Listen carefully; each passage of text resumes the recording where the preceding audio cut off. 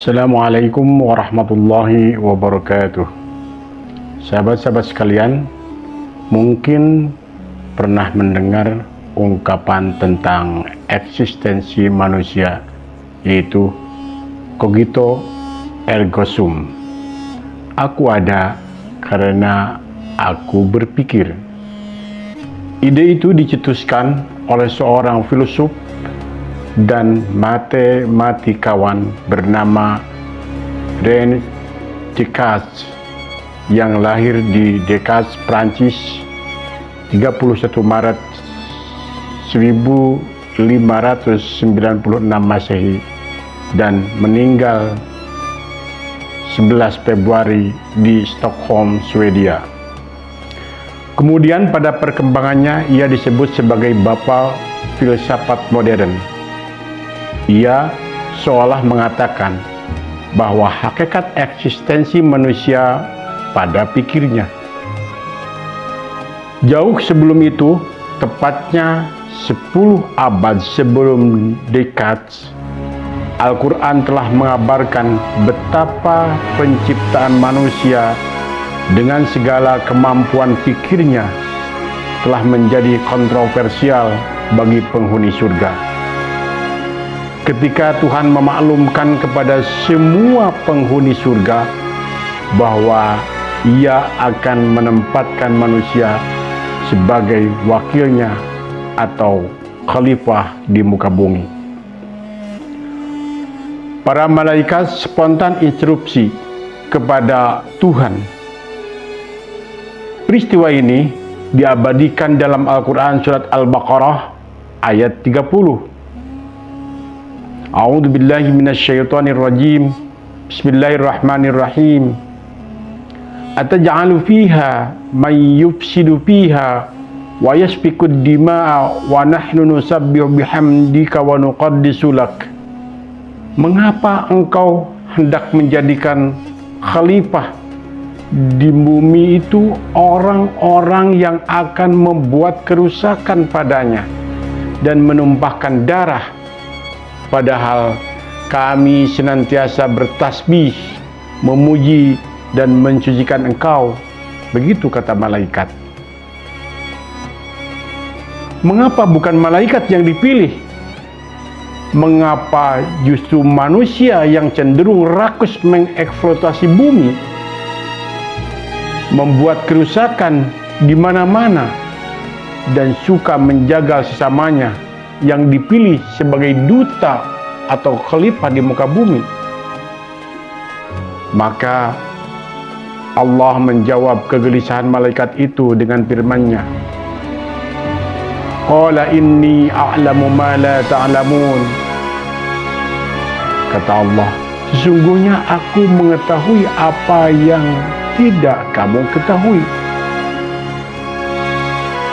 Dalam ayat selanjutnya Allah menggambarkan bagaimana Dia mengajarkan kepada Adam tentang nama-nama atau benda-benda seluruhnya.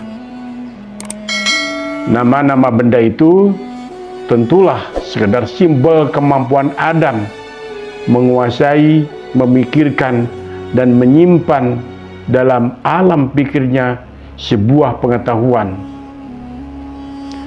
Dengan pengetahuan itu, ia bisa menghadapi dan menaklukkan alam dunia yang ganas.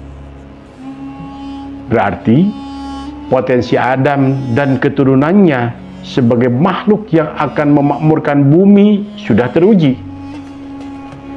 Setidaknya di hadapan para malaikat yang meragukannya.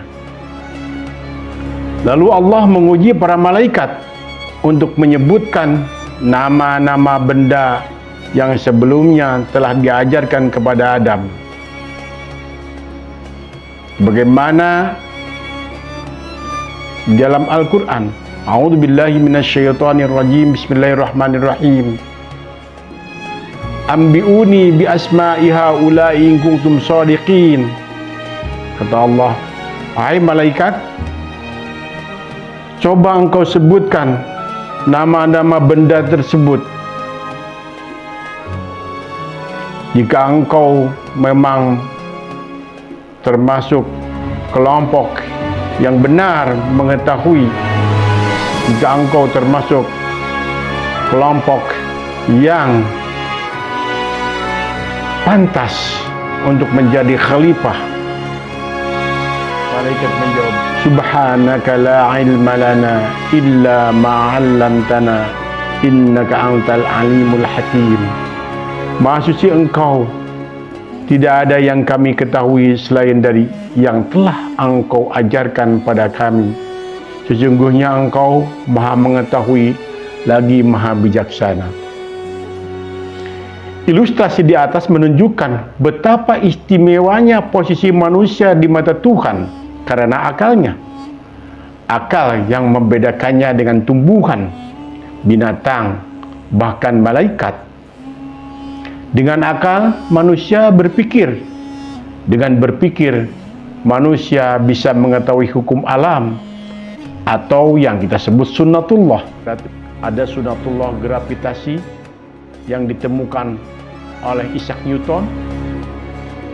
Ada sunnatullah relativitas yang ditemukan Albert Einstein. Sunnatullah supply and demand yang ditemukan oleh para ahli ekonomi dan seterusnya dan seterusnya. Sahabat-sahabat sekalian, betapa hebatnya manusia ciptaan Allah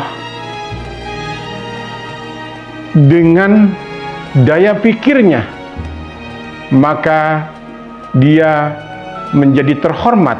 Yang tadinya hina, yang tadinya dilecehkan, yang tadinya dipinggirkan, yang tadinya tidak dianggap apa-apa, kemudian Allah memberikannya ilmu lewat berpikirnya manusia, lewat pikirannya, maka